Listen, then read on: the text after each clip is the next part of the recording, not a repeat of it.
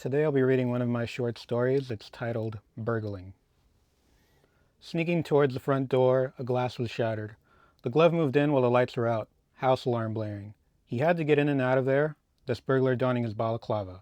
He clutched an old pillowcase as he trod on through. He knew where the jewels were stashed, upstairs behind the painting of a panting dog, where he input the code just as he'd remembered. 0105, he whispered as he tapped. The small steel safe latched open, revealing its treasure. He snatched it, dropped it into a sack, and ran off with all the cachet he came searching for.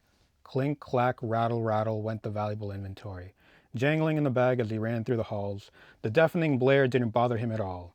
A different noise spelled trouble. Police sirens, localizing closer, just 2 or 3 blocks off. He had to be quick, so he went out the back, ran past the daisies and the roses, climbing over a wooden fence, and into the next door neighbor's yard. He didn't expect someone to be there looking at him dead on, seated in a lawn chair with a light beer in hand. Hey, you, stop right there. The burglar flinged the plastic flamingo at the neighbor, tossing rocks from a nearby fire pit. But the neighbor was not unarmed. From a recent trip down under, he had a boomerang at arm's reach, which he soon grabbed and threw right at the burglar's shins. The burglar keeled over, falling into the koi pond where the colorful fish scattered off in confusion and terror. He was splashing, thrashing, grunting in pain, but he crawled out, sopping wet, and he fought the neighbor with his ungloved hands. The two went at it like wrestlers in a ring, making bestial grunts, trying to get the best of the other. The neighbor tried to unmask him, but for this the burglar made his finishing move.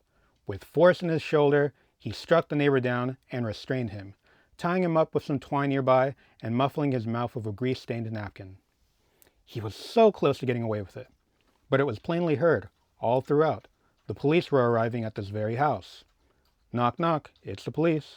So he took off the neighbor's shirt and wore it as his own, approached the front door with his balaclava off, and greeted them with a concerned look on his face. Hi, officer. Hello, are you the resident of this house? I am, said the burglar. Did you happen to see anyone suspicious in the neighborhood? Yeah, I think he went that way. He pointed in a direction he had no intention of going. All right, then. The police nodded and went off to another house. So the burglar looked around and found the resident's keys. Next thing he knew, he was driving late at night into the vacant lot of a shuttered strip mall.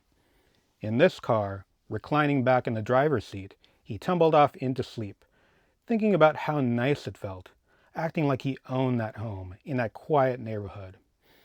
It was a dream that perhaps was not too far from reality, if everything went to plan. He spent the rest of the evening sleeping like a bug.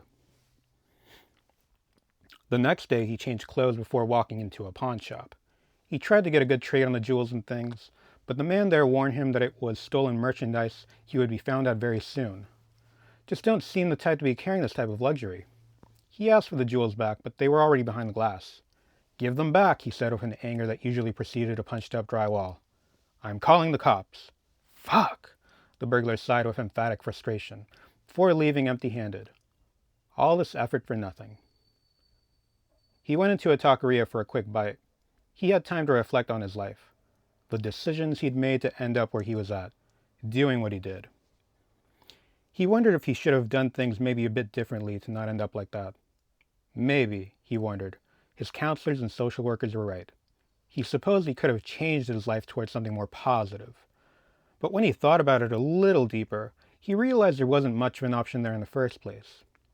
The conditions, the environment, the socioeconomic realities, it was a key term he'd committed to memory, that he was so profoundly entrenched in. All this lack of opportunity must have all but ensured that he turned out the way that he did.